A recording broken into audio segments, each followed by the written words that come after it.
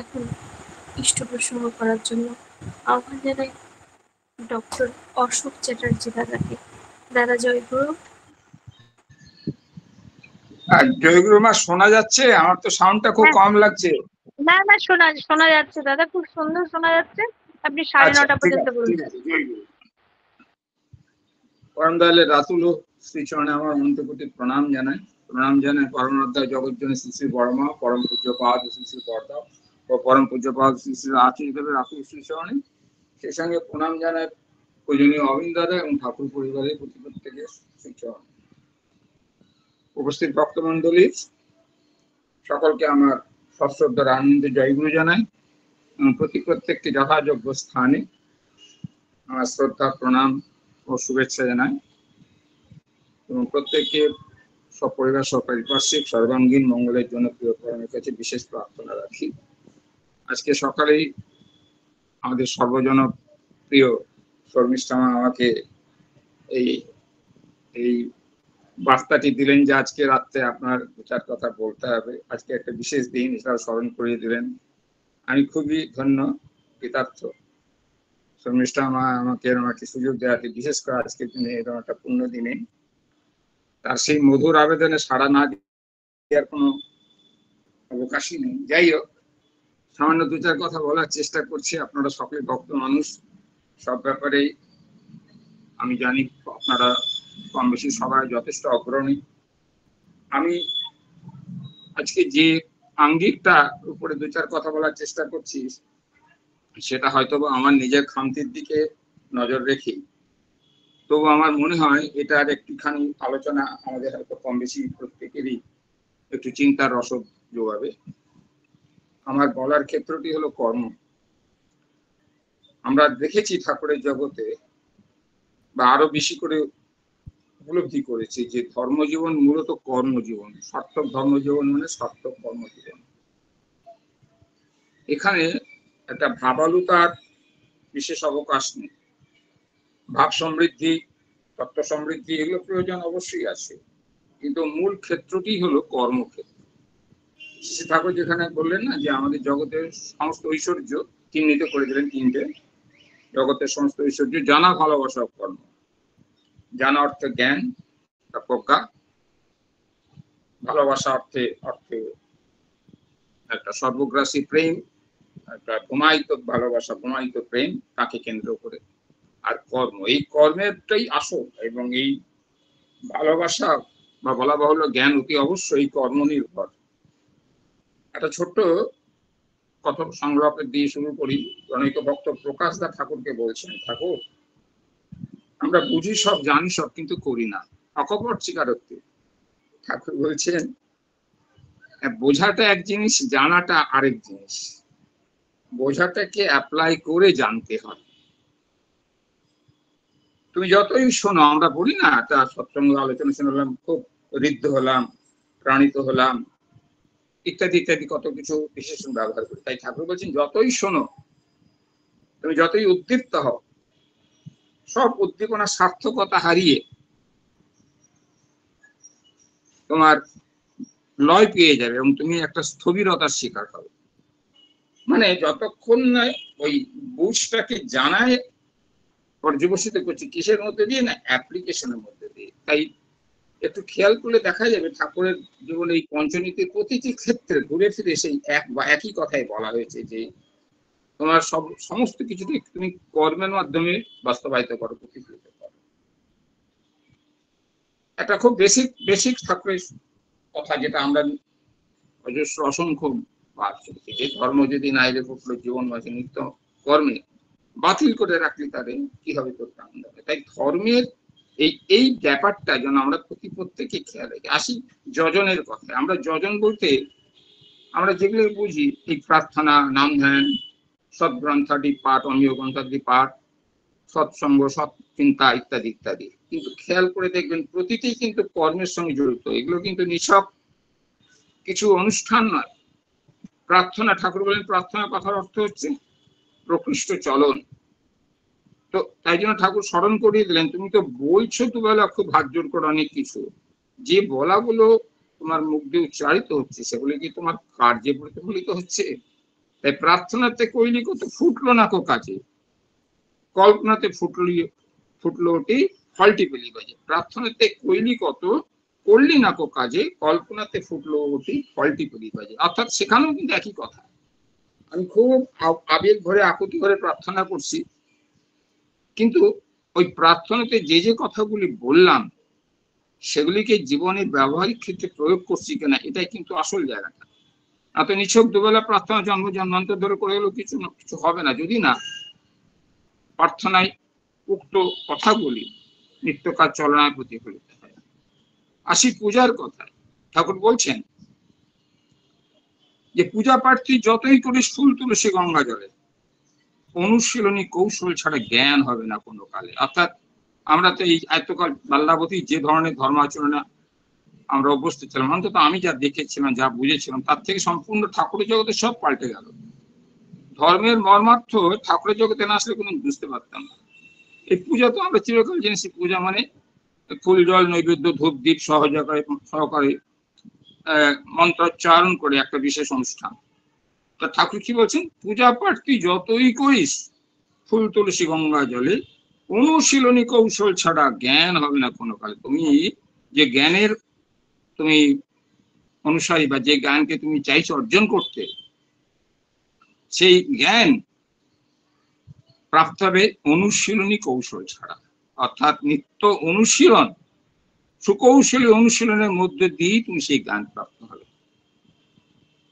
তাই আবার আসা যাক যজনে আমরা যে অমীয় গ্রন্থাদি পাঠ করি, এই যে পাঠ করি আমরা দেখবি এক এক জায়গায়, আমি কোনো মানে আলোচনার জন্য বলছি, এটা কাউকে ব্যক্তি বিশেষকে নির্দেশ করে কিছু না, হয়তো 10টা 11টা 12টা পর্যন্ত বই পাঠ হচ্ছে। আমার যেটা জানার যে এই পঠিত অংশটার মর্মার্থ বা ভাবার্থ সবাই ঠিকমতো অনুধাবন করতে পারছে তো, প্রথম কথা। অনেক সময় আমরা যদি সেই ভাষ্য না হয়, যেটা আমাদের শ্রদ্ধেয় আমাদের দাদা ওই ডক্টর কৃষ্ণনাথ চৌধুরীরা করেন, আমার অপূর্ব লাগে। প্রতিটি পঠিত অংশের তিনি ভাষ্য দেন ঠিক পরে পরে, এটা অপূর্ব লাগে।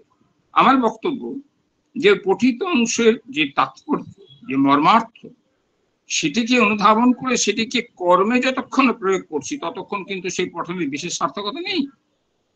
ঠাকুরকে একদিন এক দেখলাল দাদা বলছেন, নানা প্রসঙ্গে কথা হতে হতে বলছেন, সত্যানুসরণ পাঠের মধ্যে দিয়ে যে জ্ঞান প্রাপ্ত হয়ে যে জ্ঞানের উন্মেষ ঘটে, তার আর কোনো জবাব নেই, তার কোনো জুড়ি মেলা। ঠাকুর সঙ্গে সঙ্গেই বললেন, অনুসরণের মধ্যে দিয়ে যে জ্ঞান প্রাপ্তি ঘটে তার আর কোনো জবাব নেই। তো এই যে অর্থাৎ পঠন নয়, শুধু পঠন নয়, সেই পঠনটাকে নিত্যকার কাজে আমরা সত্যানুসরণের একটা সত্যি অসাধারণ একটা, আজকে আগামী কত হাজার বছর ধরে এর সমাদর উত্তর তো বাড়তেই থাকে, কিন্তু এই প্রতিটি ছাত্রে যা পড়ছি তার যা অর্থ, সেইগুলিকে বিহিতভাবে অনুধাবন করে নিত্যকার চলনায় আমাদের এই প্রয়াসটা রাখতে হবে যে সেগুলিকে কর্মে ফুটিয়ে তোলা। তাই এই যজনের দেখুন মূল জায়গাটাই হচ্ছে কিন্তু এই যে নাম ধ্যানের মধ্যে ঠাকুর তাই বলেছেন, আমি তাকে তার ইষ্টমূর্তি চিন্তা করে তার চিন্তা চলন আচার ব্যবহার, তার পছন্দ চাহিদা নির্দেশ, এই সমস্তগুলো ভাবছি। ভেবে ভেবে কিন্তু আমার মধ্যে আসল জায়গাটি কি না, আমি কিভাবে ইষ্টের স্বার্থ রক্ষা, ইষ্ট প্রতিষ্ঠা ইত্যাদি আমার ক্ষমতার মধ্যে দিয়ে, আমার সাধ্যের মধ্যে দিয়ে আমি কিভাবে সেগুলো করে তুলতে পারবো, ভেবে ভেবে সেইকে বার করা এবং সেগুলোকে ধ্যানের পরবর্তীতে সেগুলিকে বিহিতভাবে কার্যে প্রয়োগ করা প্রতিটি ক্ষেত্রে। তাহলে দেখুন যে কর্মময়তা বা কর্মপ্রাণতা বা কর্মমুখরতা আসল জায়গা। আসি যাজনের কথায়। ঠাকুর এই যে যাজন, আমাদের আধ্যাত্মিক পুরাণের যে দুটি ডানা, একটি যজন, যেটি মোস্ট ইম্পর্টেন্ট দুটো উইংস, একটি যজন একটি যাজন। যাজন ঠাকুর স্পষ্টতই বলেছেন যে তোমাকে খুব একদম বাগ্মী বাক্পটু হতে হবে কোনো মানে নেই। ঠাকুরের কথা ভালো বলতে পারে, নিঃসন্দেহে ভালো, তাতে মানুষের একটা চেতনা উন্মেষ ঘটে, ভাব জগতে একটা আলোড়ন হয়, অনেক কিছু জানতে পারে, সবই ঠিক। কিন্তু ঠাকুর পরিষ্কার করে বললেন, কর্নেওয়ালা ব্যক্তি যে জিনিসটা করে তার বলার মধ্যে একটা আলাদা ইম্প্যাক্টফুলনেস থাকে, তার বলার মধ্যে একটা আলাদা অভিঘাত থাকে, যা যে শুনছে তার মনকে সত্যিকারের আলোড়িত করে, সংক্ষুব্ধ করে। তাই ঠাকুর বললেন, তোমাদের যাজনটা আমি চাই মূলত হোক ব্যবহারিক, বাচনিক নয়। নিছক বাচনিক যাজন, এই মানুষ এই আচরণহীন বাচনিক যাজন শুনে শুনে ঠাকুর এক জায়গায় বলছে মানুষের ঘেন্না ধরে গেছে। সুতরাং যাজনটা যেন ব্যবহারিক হয়। একটা ছোট্ট গল্প বলি। আমাদের তো এই যে ইউজিন এক্সম্যান সাহেবকে ঠাকুর যখন আশ্রম ছাড়ার প্রাক্কালে, যখন তিনি সজল চক্ষে ঠাকুরের কাছে এসে তার পরের দিন চলে যাওয়ার যে জন্য তার নিবেদন করছেন বা তার আশীর্বাদ, তার অনুমোদন প্রার্থনা করছেন, তখন ঠাকুরকে তিনি বলেছিলেন যে ঠাকুর, আমি তো গিয়ে আমি আমার স্বভাবসিদ্ধ কর্মজগতে ফিরে যাব, সেখানে তো আপনার এই দিব্য সান্নিধ্য, এই যে দিব্য পরিবেশ, এ তো আর পাবো না কাল থেকে। তো আমি যাতে আপনার এই ভাবধারাকে নিয়ে চলতে পারি, আপনার এখানে যা আমরা প্রাপ্ত হয়েছে সেটাকে বজায় রাখতে পারি, তার ধারাবাহিকতা বজায় রাখতে পারি, তার জন্য আমি যদি সংক্ষিপ্ততম ভাবে দু লাইনে বা দুটো ওয়ার্ডে নির্দেশ দেন, তো ঠাকুর তাকে বলেছিলেন বি কনসেন্ট্রিক, অর্থাৎ সুকেন্দ্রিক হওয়া। এই একটির মধ্যে সবকিছু নিহিত আছে। ঠিক এর পরেই কিছুদিন পরে আরেকটি ঘটনা। অরুণ দাস, সম্ভবত টাইটেলটা মনে নেই, তিনি আশ্রমিক একজন, তিনি উচ্চশিক্ষার্থী, বেনারস ইউনিভার্সিটিতে যাবেন হায়ার স্টাডির জন্য। তিনি আশ্রমেই বড় হয়েছেন বা বহু সময় কাটিয়েছেন। তিনি চলে যাওয়ার তার স্বাভাবিক মনটা খুব ভার, ঠাকুরের কাছে এসে নিবেদন করলেন এবং ঠাকুরকে বলছেন, ঠাকুর আমার একটা বড় কষ্ট মনে। ঠাকুর বলছে, এরকম মনে যে আমি না দাদারা কেমন সুন্দর করে আমি মা করে শুনি, আমি জার্মান করতে পারি না। ঠাকুর আমার এই যে খামতি, এটা আমাকে বড় পীড়া দেয়। ঠাকুর তাকে বলছে, সেই আগের দাদা একটা শব্দ হচ্ছে, কি শোনা যাচ্ছে না।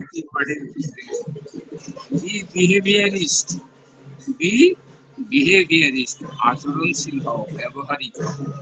অর্থাৎ তুমি বলতে পারো না গুছিয়ে, অত উদ্ধৃতি, অত বাগ্মিতা তোমার মধ্যে নেই, ঠিক আছে, কিছু যায় আসে, কিন্তু তোমার আচরণের মধ্যে দিয়ে যেন প্রভু পরিবেশিত হন। ঠাকুর বলছেন না যে আমার চলনা যেন আমার পরিবেশের মধ্যে তাকে সদা সর্বদা সঞ্চারিত, বিঘোষিত করে চলে, ঠাকুরের কথা। তো ঠাকুর এইখানেই বললেন একটা মোক্ষম কথা, যে একটা বোবা মানুষের ভালো যাজক হতে বাধে না। আমরা অনেক সময় বলি তো, এই প্রায় শুনি এখানে ওখানে দাদা বা কোনো মায়েরা, আমি ঠিক ঠাকুরের কথা বলতে টলতে পারে না, কিছু যায় আসে না, কিন্তু আপনি যদি আচরণশীলতায় আমাদেরকে ছাপিয়ে যেতে পারেন, ঠাকুর আপনার প্রতিটি চলনে, বলনে, কথায়, বার্তা, আচরণে, কর্মানুষ্ঠানে তিনি যদি সেখানে প্রতিফলিত হন, তিনি যদি মূর্ত হন, সেটাই তো আসল যাজন।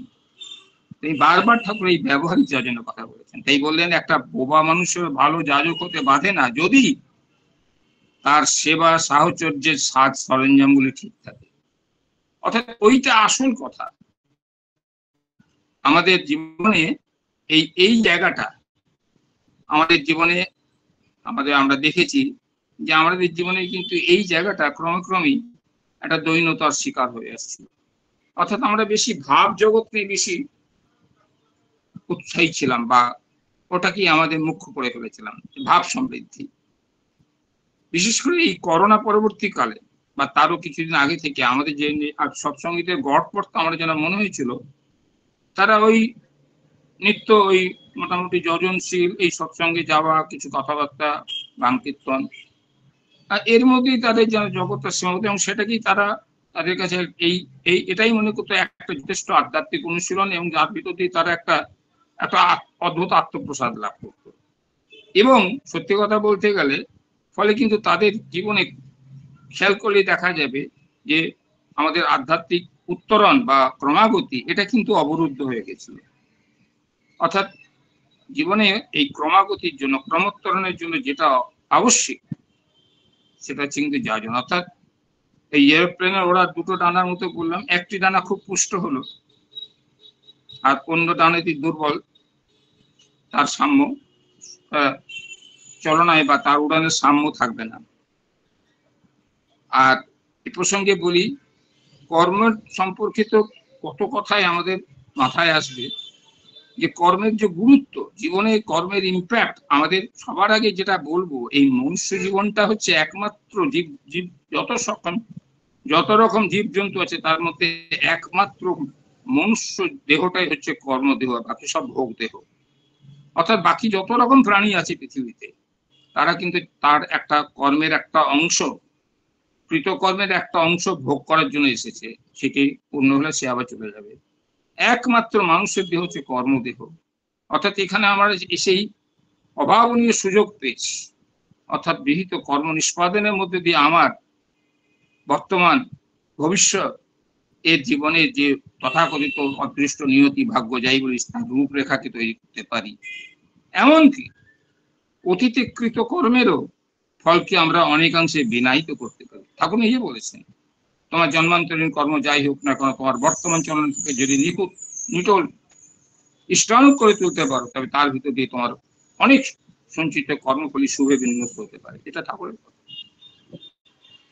ঠাকুর আমাদের বলছেন, You are spinning up our fate at every moment of our life. Our action begets reaction, giving us peace or pain. We are spinning our fate. আমরা আমাদের ফেট অর্থাৎ অদৃষ্টকে বুনে চলেছি। In every moment of our life, জীবনের প্রতিটি মুহূর্তে our action begets reaction. আমাদের প্রতিটি কর্ম তার মতো করে কর্মফল প্রসব করে, giving us peace or pain. এবং সেইটি তার কর্মফল অনুযায়ী আমরা শান্তি আনন্দ পাই অথবা যন্ত্রণা দুঃখ ব্যথা পায়। তাই এই কর্ম সচেতনতা, কর্মের ব্যাপারে কিন্তু আমাদের জীবনকে কর্মমুখর করে। ঠাকুর একটা জায়গায় একটা চমৎকার কথা বলছেন যে এই যে কর্মমুখরতার মধ্যে দিয়ে একটা মানুষের জীবনের মানে ইষ্টানুক কর্মমুখরতা, অবশ্যই যে কোনো কর্মের কথা আমি বলছি না, সেই কর্ম নির্বাচনের কথাটাও ভাবা লাগবে যে কোন কর্মটা সঠিক, কিভাবে করব, কৌশলগত কি, দিশা কি, এ সমস্ত কিছু আমি যখনই তার পঞ্চনীতি সম্বলিত চলনে চলি তখন এগুলি কিন্তু বা নিয়মিত সেইভাবে নাম ধ্যান করি, সবকিছু কিন্তু তিনি আমাদের মাথায় মস্তিষ্কে প্রেরণ করেন। তো সেই ইষ্টানুক যে একটা কর্মমুখর জীবনের মধ্যে দিয়ে ঠাকুর বলছেন জীবনের চরিত্রের সৌধ নির্মিত হয়। আর মানুষের কাছে ওইটি নিয়ে দাঁড়ালে, আমরা যাজনের কথা বলছি, যাজনের জন্য আসল জিনিস হলো আমার আত্মনিয়ন্ত্রণ, আমার চলন চরিত্র। যাজন নিছক কিন্তু কিছু কিছু ঠাকুরের কথা, কিছু গল্প পরিবেশন নয়। তাই এই কর্মের ব্যাপারে তিনটি গুরুত্বপূর্ণ কথা আমাদের স্মরণ রাখতে হবে। যে কর্ম, ঠাকুর বলছেন, ছোট্ট খাট্ট যায় না করি অভ্যাস কর্ম ব্যবহারে সে সম্বেগ চালাই তোর জীবন কিংবা সংহারে। ছোট্ট খাট্ট যায় না করিস। আমি একটা ভাবলাম বিরাট ঠাকুরের উৎসব অনুষ্ঠান করলাম, বিরাট আয়োজন করলাম, প্রচুর লোকজন, ভান্ডারা হলো, অনেক আলোচনা, গান কীর্তন হলো, আমি ভাবলাম বড় কাজ। কিন্তু নিত্য কাচরণে খুঁটিনাটি যত কিছু করছি প্রত্যেকটা কর্ম নিশ্চয়ই ওই কর্মের একটা অর্থ আছে, তা বলছি না, কিন্তু ছোটখাটো জিনিসকে আমরা অপেক্ষা করি যে এগুলো বিশেষ গ্রাহ্য নয়, ধর্তব্যের মধ্যে নয়। ভুল কথা। ওই জীবন খাতার প্রতি পাতায় সব কিন্তু নিত্য নিয়মে লেখা থাকছে। তাই ছোট্ট খাট্ট যাই না করিস অভ্যাস কর্ম ব্যবহারে সে সম্বেগও চালাই তোরে জীবন কিংবা সংহারে। অর্থাৎ ওই ছোট্টতম ক্ষুদ্রতম কর্মটাও কিন্তু হয় তোমাকে জীবনমুখী করছে অথবা মরণমুখী করছে। এমনকি আমাদের কর্মের জগতে কর্মে এই চিন্তাটাও কিন্তু কর্মের আওতাভুক্ত। এক লহমার বেফাস কথা চিন্তা কর্ম আলোচনা, একটা সামান্য একটা অন্যায্য কথা বললাম, একটা অন্যায্য ভাবনা ভাবলাম, ওটাও কিন্তু আমার কর্ম। এক লহমার বেফাস কথা চিন্তা কর্ম আলোচনা, ছোটেই নিয়ে পিছু পিছু দূরদৃষ্টির কি লাঞ্ছনা। তাই আমাদের খুব সচেতন থাকতে হবে কোন কর্মটা করব, কোনটা কতটুকু কিভাবে করব, কৌশল কি, দিশা কি, পাখি কি, পথ কি, সবকিছু সম্পর্কে একটা সম্যক ধারণা আছে। প্রতিটি কাজের মধ্যে দিয়ে সেই কাজটিকে কিন্তু আমাকে আমার লক্ষ্য একটাই, সে যেন প্রত্যক্ষ বা পরোক্ষভাবে ইষ্ট স্বার্থী হয়, ইষ্ট প্রতিষ্ঠী হয়। দেখুন স্বস্তিনীর কথা বলি, স্বস্তিনীতে যে প্রথমটা তো হলো শরীর ব্যাপারে যাচ্ছি না, পঞ্চমটি হলো আমাদের অর্ঘ্য তুলে রাখা, আর মাঝের একটি হলো আমাদের পরিবেশের প্রতি দায়বদ্ধতা। আমি যে দুটো নিয়ে বলছি, একটা আছে কি যে প্রবৃত্তি তোর যখন যেমন যেভাবে উঁকি মারুক ইষ্ট স্বার্থ প্রতিষ্ঠাতে ঘুরিয়ে দিবি তোর তার সৃজন। আমাদের মধ্যে মাঝে মাঝে তো প্রবৃত্তি মাথায় চাড়াতে, প্রবৃত্তি চালিত জীবনটা এত কাল ছিল, একেবারে মানে পুরোপুরি তার রাজ্য বিস্তার করে বসেছিল, আস্তে আস্তে তাকে অপসারিত করা গেছে হয়তো অনেকটাই। তাই বলছে প্রবৃত্তি তোর যখন যেমন যেভাবেই উঁকি মারো ইষ্ট স্বার্থ প্রতিষ্ঠাতে ঘুরিয়ে দিবি তার। এরকম কথাটা মানে প্রবৃত্তির প্ররোচনা বা প্রবৃত্তির প্রলোভনে আমরা প্রায় সাড়া দিতাম, আগে তো সবসময় দিতাম। এখন কি হয়েছে, ঠাকুর বলছেন ওই সম্বেগটাকে নষ্ট করে দিও না। ঠাকুর কোথাও সাপ্রেশনের কথা বলেননি, সাবলিমেশনের কথা বলেছেন, অর্থাৎ অবদমন নয় ঘুমায়ন। এটা একটা খুব গুরুত্বপূর্ণ কথা, অবদমন নয়। সাপ্রেস করলে সেটা কিন্তু ডিস্টর্শন হবে, এটা বিকৃতি প্রাপ্তি হবে। তাই বলেন সম্বেগটা মুখটা শুধু ঘুরিয়ে দাও। তাই প্রবৃত্তির প্রলোভন বা প্ররোচনাকে ওই সম্বেগটির অভিমুখটাকে তুমি বিনায়িত করে ইষ্ট স্বার্থী করে তোলো এবং সেই কাজে তুমি নিজেকে নিয়োজিত করো। একটা অশুভ সম্বেগ শুভ প্রসূ হয়ে যাবে। কি অপূর্ব অপূর্ব কথা। আবার যখন কি বলছেন, ভালো কিছু মনে এলেই করবি তাহা তৎক্ষণাৎ, হাতে কলমে করবি রে তার রোধ করে তার সব ব্যাঘাত। ভালো কিছু মনে এলেই করবি তাহা তৎক্ষণাৎ, হাতে কলমে করবি রে তা রোধ করে তার সব ব্যাঘাত। অর্থাৎ ভালো একটা ইম্পালস এলো মনে, ঠাকুর বলছেন দেন এন্ড দেয়ার এটাকে তুমি ট্রান্সলেট ইন্টু অ্যাকশন। কারণ কি জানেন তো, ঠাকুর অদ্ভুত সুন্দর ব্যাখ্যা দিয়েছেন। ঠাকুর বলছেন যে মোটর সেন্সরি কোঅর্ডিনেশন আমাদের মধ্যে একরকম বোধ প্রবাহী স্নায়ু আছে যেটাকে সেন্সরি নার্ভ বলি, আবার কর্ম প্রবাহী স্নায়ু আছে যেটাকে আমরা মোটর নার্ভ বলি। আপনি যখন একটা জিনিস মাথায় ভাবনা এলো এবং সেটাকে তুমি ভালো কাজ, ভালো কিছু মনে এলে, যে বললাম ভালো কিছু মনে এলে করবি তাহা তৎক্ষণাৎ, হাতে কলমে করবি রে তা রোধ করে তার সব ব্যাঘাত। যেই আপনি এটাকে ট্রান্সলেট করলেন অ্যাকশনে, আপনার মধ্যে কিন্তু ভিতরে একটা সেন্সরি মোটর কোঅর্ডিনেশন, অর্থাৎ এই যে বোধ প্রবাহী এবং কর্মপ্রবাহী স্নায়ুর সমন্বয় সাধন হচ্ছে। আপনার ভিতরে কিন্তু একটা পরিবর্তনের একটা সূচনা করে দিয়েছেন। আর যেই আপনি সেটা করছেন না, আপনার মধ্যে একটা ভাব ইচ্ছা এলো, আপনি ইচ্ছা আসছে না, ইচ্ছা করছে না, থাক আচ্ছা পরে করব। ঠাকুরের জগতে লক্ষ্য করে দেখবেন, আলোচনা প্রসঙ্গে যারা পড়েন দেখবেন কখনো কোনো কথা আজ অব্দি আমি কোথাও দেখিনি এটা কালকে করে দিবি মনি, বলা মাত্রই তাকে আসন ছিল উঠতে, বসলি কেন, ওঠ ওঠ ওঠ, এখনই ঝাঁপিয়ে পড়, ঝাঁপিয়ে কাম ফতে করে দিয়ে চলে, এই যে কথা। তাই ভালো কিছু আমি যদি ওই ইচ্ছাটাকে সম্বেগটাকে আমি যদি তখনই কাজের মধ্যে মূর্ত না করে তুলি, তাহলে আস্তে আস্তে ওই সম্বেগ গুলো ইম্পালস গুলো একদিন আর মাথা তুলবে না। আপনার কাছে একজন রোজই একটা আবেদন রাখেন, আপনি শোনেন না করতে করতে একদিন সেই মানুষটি আর আবেদন রাখবে না, কারণ জানে আমার আবেদনটি একটা উপেক্ষার শিকার হবে। ঠিক আছে, সুতরাং আপনার এই যে জিনিসগুলো অর্থাৎ প্রত্যেকটি ক্ষেত্রে আমাদের যে লক্ষ্য করে দেখা যাবে যে কর্মময়তা, কর্মপ্রাণতা, কর্মমুখরতা, এটা হচ্ছে আমাদের ধর্মপথের প্রধান জিনিস। আজকে যে কথাটা বলছিলাম যে আজকে আমাদের সৎসঙ্গীদের জীবনে আজ থেকে বেশ কয়েক বছর আগে আমি দেখেছি এরকম, তারপরে পরবর্তীতে এই বিশেষ করে করোনা পরবর্তী সময়ে দেখা গেছে মানুষের জীবন একটা বিশেষ জড়ত্ব প্রাপ্ত হয়েছিল, সবই করছে। ঠাকুর কি বলেন, ওভাবে হবে না, কারণ ওই কর্মহারা ধর্মপ্রাণ হলে তার স্থান জাহান্নামে। হ্যাঁ, ভাবের ঘুঘু ভক্তি বাগিস, কর্মহারা ধর্মপ্রাণ আজ গুবিতে আস্থা যত জাহান্নামে তার স্থান। তাই জন্য এইবারই আসল কথাটা বলার, যখন ঠাকুর পরম পিতার নজরে পড়লে যে মানুষগুলো কিন্তু কর্মবিমুখ হয়ে পড়ছে, তারা খুব ভাব জগতে বিচরণ করছে, মনে মনে একটা খুব আত্মপ্রসাদ অনুভব করছে, ঠিক সেই সময় তার ইচ্ছা, পরম পিতার ইচ্ছাই আমাদের মধ্যে আশীর্বাদ রূপে বর্ষিত হলো ডিপি ওয়ার্কসের নামে।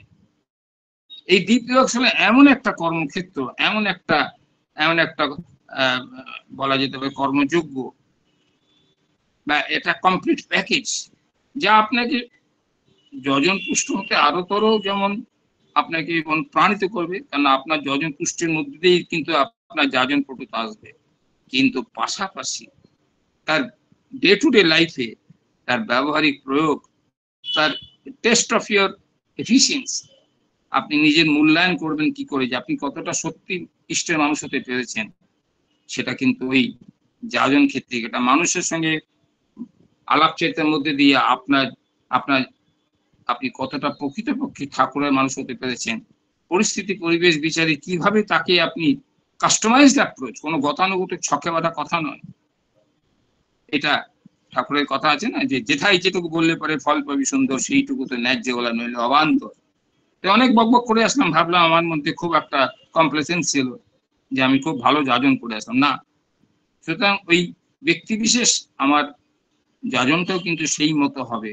এবং সেই জন্য আমি যখনই যাজন ছিল, অর্থাৎ এই যাজন পরীক্ষায় অংশগ্রহণ করে বিভিন্ন মানুষের কাছে যাচ্ছি, তাদের কথা বলছি, তাদের সঙ্গে তাদের আলাপচারিতার মধ্যে দিয়ে তাদের অবস্থা সম্পর্কে অবহিত হচ্ছি, আমার পর্যবেক্ষণী ক্ষমতা বাড়ছে, আমার বিশ্লেষণী ক্ষমতা, আমার অন্তর্দৃষ্টি, আমার দূরদৃষ্টি সবই কিন্তু আরো বেশি এই যজনশীলতার মাধ্যমে বা যজনমুখীনতার মাধ্যমে সেগুলি পুষ্ট হচ্ছে, এবং সেগুলিকে ব্যবহারিক প্রয়োগের মধ্যে দিয়ে আমি আরো থেকে আরো তর আমার ভিতরে কিন্তু ওভারঅল যে আধ্যাত্মিক অনুশীলন সেটি কিন্তু আরো শার্পেন্ড হচ্ছে।